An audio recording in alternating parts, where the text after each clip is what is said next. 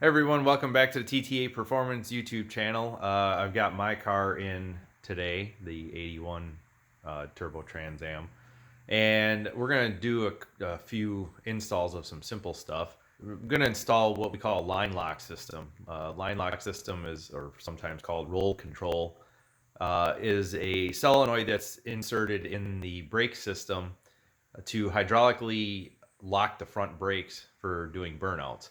To actually spin into rear tires. And the reason I'm putting that on here is honestly, I have trouble with the rear disc brakes grabbing the rear axle so well that it's hard to overcome the rear brakes to get the rear tires to spin.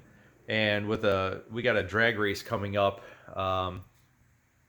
in the next weekend, a bracket race that I want to go to, and make it so much easier to get those drag radials heated up in the water in the burnout box if I actually had a line lock system that held the front brakes but released the rears.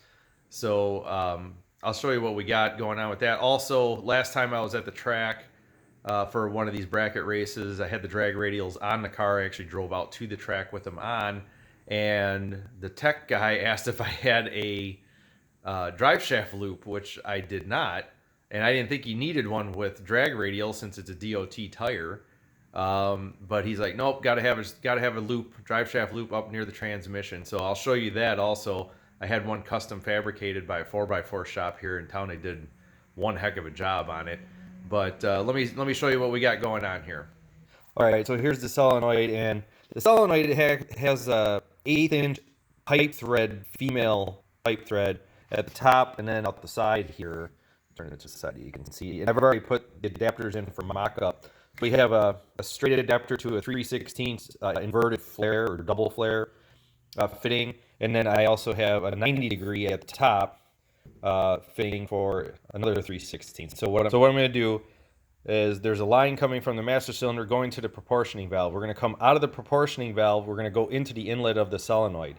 Out of the inlet of the solenoid, we're going to have another piece of brake line that's going to feed into this T. So we're going to bring the single, basically these two would be joined together with a brake line. We're going to go into the T. Out of the T, we're going to go to the left front and right front brake calipers. That's what that's for. Then we also have this plug. This plug is going to go in the proportioning valve to plug off one of the lines so that we only have a single, because it seems like the proportioning valve on the car was actually being used as a T. Well, we can't really do that because if we put the line lock only on one brake, that's not going to hold. You can't just put it on one caliper. And we don't want to have it to where we're putting pressure on one side of the proportioning valve and not the other, because it'll actually shuttle over and trip the brake light. So that's why we're kind of doing a single line out, then going to the T, or actually to the solenoid, then going to the T afterwards. So where I'm going to mount this is, let me turn the light on here. I'm actually going to put it in my messy engine bay. What I'm going to do is I'm actually going to mount it in here. Obviously not on my pink power wire for my fuel injection, but something to this effect. And it's going to basically bolt to the fender well there. And then I'm going to run my brake lines out down to the proportioning valve and so on. One of the ideas that I have is my cruise control does not work. We have the cruise control here is mainly being used for my throttle cable, for my speedometer cables to make sure that the speedometer works correctly. And what I'm thinking of doing is actually using the wiring for it off of the turn signal stalk on the steering column to actually activate the line lock. Kind of hidden. Use existing stuff that switches that I'm not currently needing. So basically I would pump the brake pedal, push the cruise control set button. That'll lock the front brakes, release the brake pedal inside the car, and do my burnout by just holding the cruise control button on the side of the stalk. We'll see if that works. If not, I do have another switch for mounting on the shifter itself. But let's get this all installed first and get it plumbed up. Here's the custom Driveshaft loop that was made by CNC Off-Road here in Kenosha, Wisconsin. They specialize in a lot of off-road, four-wheel drive, custom fabrication, a lot of Jeep stuff, Wrangler stuff, and CJ stuff, but anything four-wheel drive basically. It's pretty interesting. They'll custom make anything for you. They have a plasma cutter, welder. They also do machine work through lathe and milling and so on. And they have a sign that says, if you can draw it on a napkin, we can make it. So I kind of took dimensions of what I wanted. Basically, I'm coming off of the transmission mount tab. This was originally here for the catalytic converter bracket. Now I'm repurposing it to just mount up my exhaust. And I gave them dimensions, and they fabricated this drive shaft loop for me with gussets.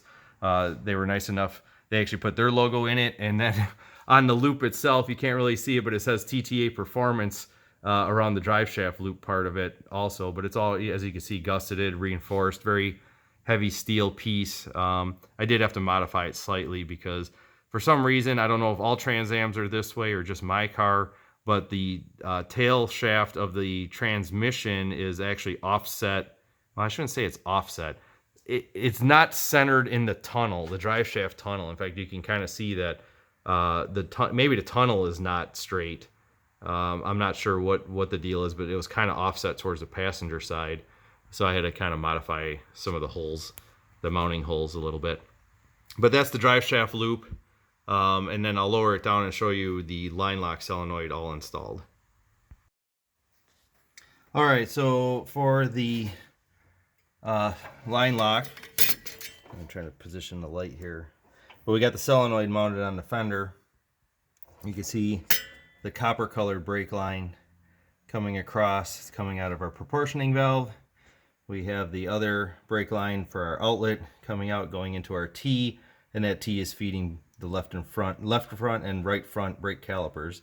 Everything's been bled and seems to be working.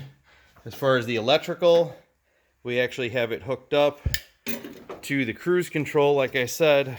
So now actually hitting the resume and holding the resume button will actually hold and activate the solenoid for the line lock.